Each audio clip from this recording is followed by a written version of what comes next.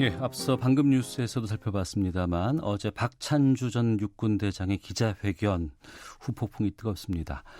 특히 삼청교육대 가서 훈련 받아야 한다고 임태훈 군 인권센터 소장에게 발언을 했는데요.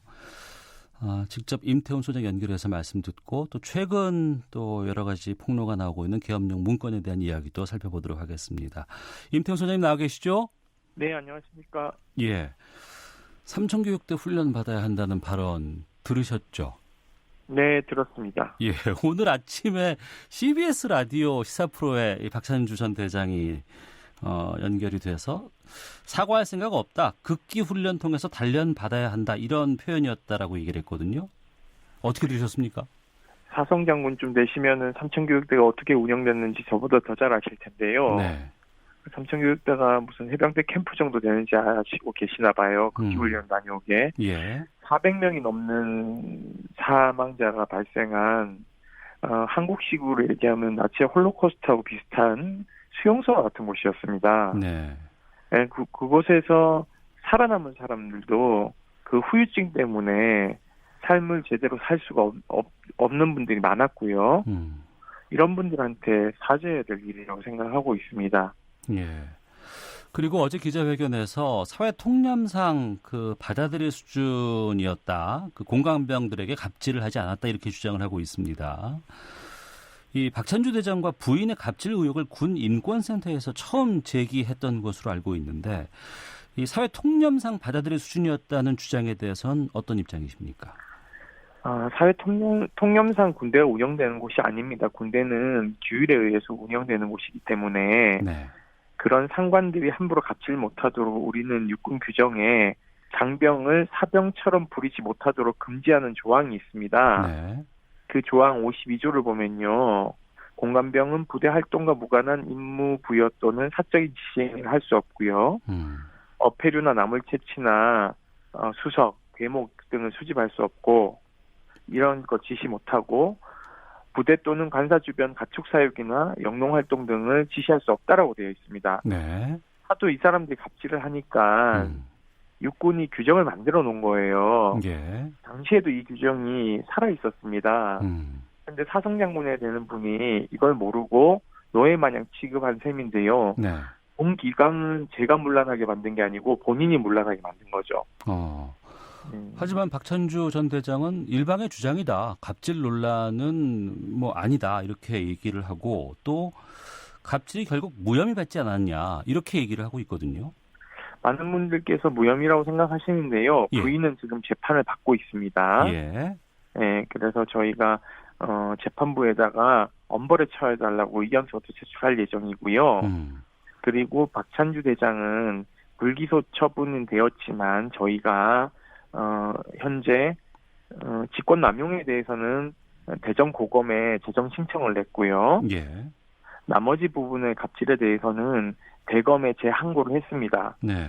아마 7월 달에 했으니까 한 4개월 정도면 결론이 나기 때문에 11월 중 안으로 대검찰청이 어떻게 처리할지 좀 지켜봐야 될 일이라는 것을 말씀드리고 싶습니다. 예. 그러니까 종결된 것이 아니고 아직도 진행형인 상황이군요.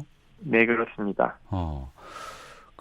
임 소장께서 군인연금 박탈되어야 한다고 말한 것에 대해서 내 인권 유린한 것이다. 인권 운동하는 사람이 인권을 짓밟는다. 이런 주장도 했거든요.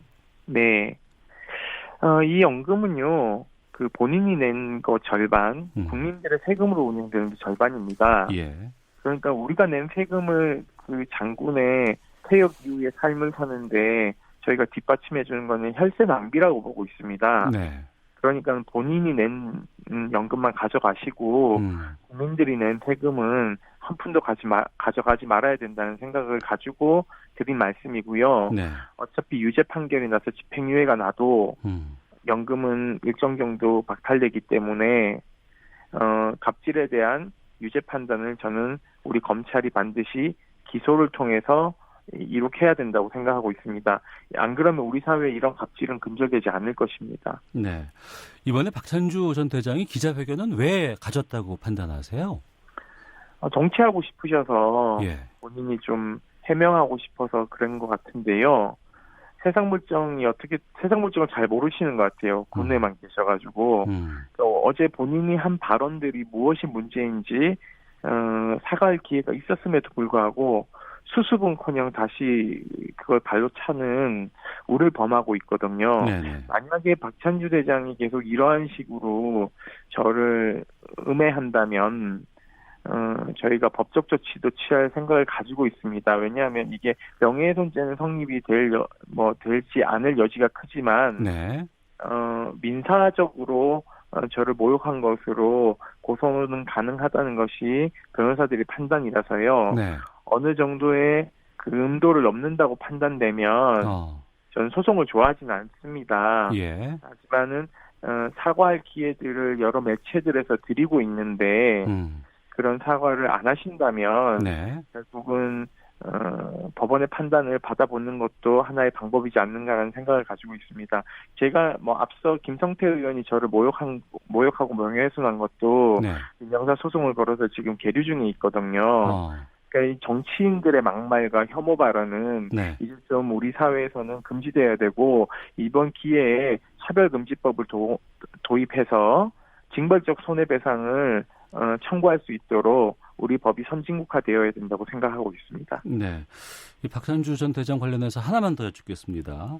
자신이 역할을 하겠다, 당이 원한다면 총선 출마 의지를 드러내기도 했습니다. 우리 공화당 쪽에서도 영입 제안 지금 했다는 상황인데 이쪽의 보수 쪽에서의 어떤 제안이라든가 이런 역할을 하겠다는 의지들에 대해서는 어떻게 보시는지요? 저는 박찬주 대장께서 우리 공화당에도 적합하지 않은 인물이라고 생각합니다. 대한민국에 극우 정당이 있다면 네. 네오나치당이나 들어가시면 딱 적합하고요. 아니면은 기독당에 지금 입당하시는 게 가장 본인의 종교적 신념과 어떤 그런 반인권적 신념하고 딱 맞아떨어지지 않을까 생각을 하고 있습니다. 네, 알겠습니다. 군인권센터 임태훈 소장과 함께 말씀 나누고 있습니다. 군인권센터가 박근혜 전 대통령 탄핵 당시에 계엄령 계획 관련해서 새로운 문서 목록을 어제 공개를 했습니다. 이 문서 목록에 대해서 좀 말씀을 좀 해주시죠. 예, 어제 문서를 공개한 것은요, 문서가 아니라 문서의 제목입니다. 네. 대표적인 것은 2016년 12월 9일 탄핵이 국회에서 가결됐을 때 탄핵안 가결 시 군 조치사항 검토라는 보고 문건을 국가안보실장에게 보고하고 국방부 장관에게 보고한 것이 저희 제보를 통해서 들어왔고요. 네. 그리고 2016년 11월 7일에도 현 상황 관련 보고서 1, 2라고 해서 민정수석실에 보고를 하는데요. 이 두 번째 보고 문건을 보면 경찰병력 지원안이라고 되어 있습니다. 네. 군이 어떻게 경찰력을 지원할 것인가를 염두에 두고 있는 것인데요. 이거는 군의 전형적인 정치 개입으로 저희는 판단하고 있습니다. 그래서 이때부터 탄핵 인용이나 탄핵 가결 시에 대한 군의 동정이나 군이 해야 될 일이 무엇인지를 계엄령을 통해서 검토했지 않았을까 저희는 그렇게 판단하고 있습니다. 네, 않았을까 판단한다고 하셨는데 네, 왜냐하면 이 문건을 저희가 보지 못했기 때문에 이 문건은 저희가 전부 다 정보공개 청구를 해놓은 상태입니다. 그래서 기무사에서 정보공개를 순순히 해주진 않을 것 같아요.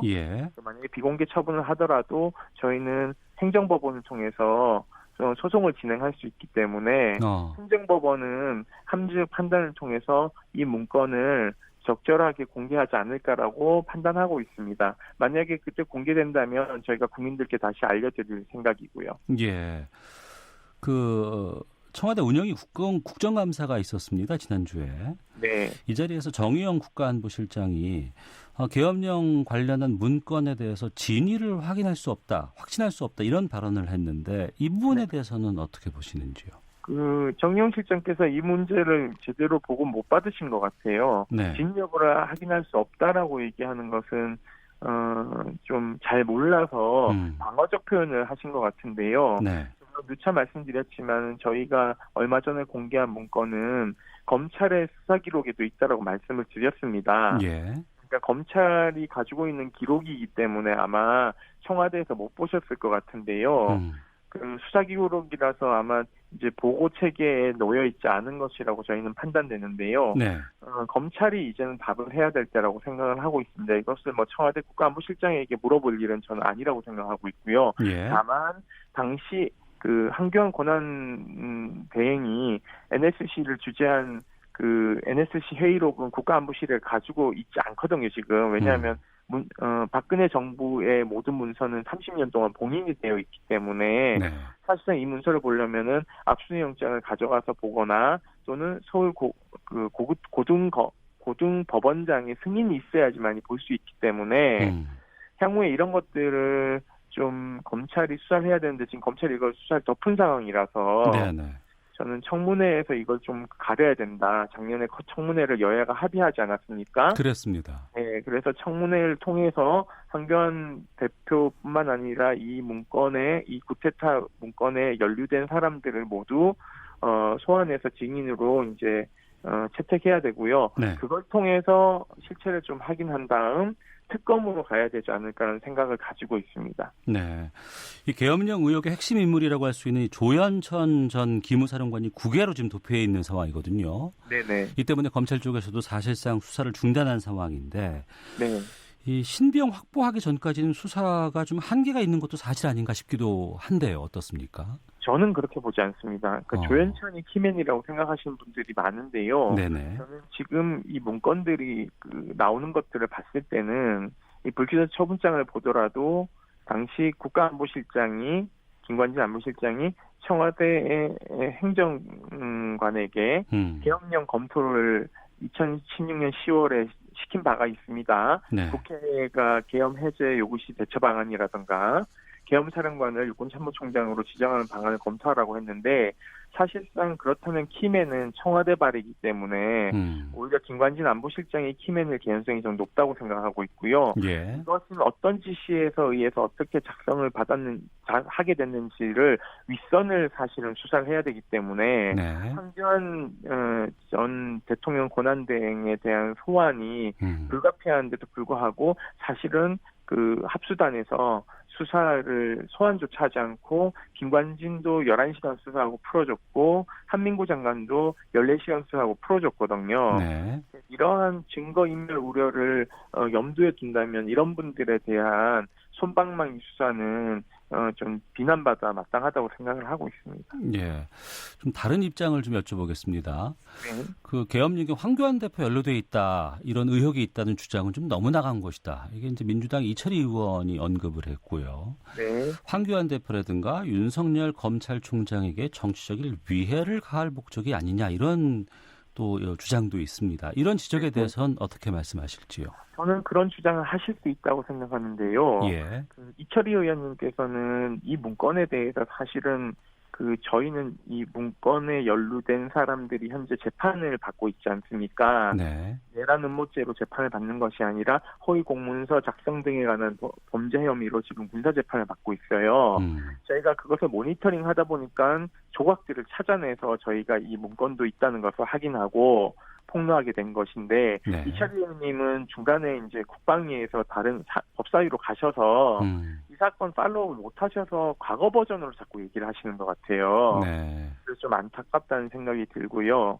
그리고 정치적인 의도가 있느냐라는 문제는 사실상 저는 그것보다는 국민의 알 권리, 사실 우리가 총 맞아 죽을 뻔하지 않았습니까? 네. 그리고 이것은 명백한 친위 쿠데타 계획이기 때문에 내란 예비 음모죄가 성립이 되는 거라서 국헌을 문란하게 할 목적이기 때문에 한교안 원내대표께서도 사실상 국민에게 납득할 만한 해명을 명확하게 하셔야지 총선에서 본인이 출마해서 떳떳하게 표를 받지 않겠습니까? 네. 그런 차원에서라도 저는 계엄의 개자도 못 들었다라고 항변할 일이 아니라 청문회장에 나오셔서 제대로 된 질문에 대해서 답을 하시고 저는 죄가 없으시다면 수사를 통해서 그 죄도 털어내야 된다고 생각을 하고 있습니다. 알겠습니다.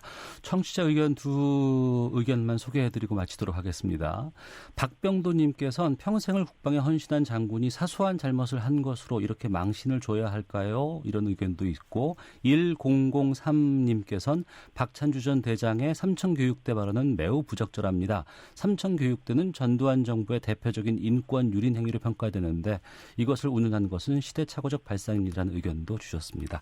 자, 지금까지 군인권센터 임태훈 소장과 제가 끝으로 한 말씀만 드리고 싶은데요. 예, 그래 주세요. 그 망신을 산 것은 저를 국감에 부른 자한당이 망신을 산 거고요. 예. 저를 가만히 뒀으면 이 문건도 폭로되지 않았을 거고요. 그리고 어제 기자회견도 박찬주 대장이 본인이 스스로 한 겁니다. 네. 망신을 자초한 분들에게 오히려 물어야 될 답이 아닐까 싶습니다. 알겠습니다. 오늘 말씀 고맙습니다. 네, 감사합니다. 임태훈 소장이었습니다.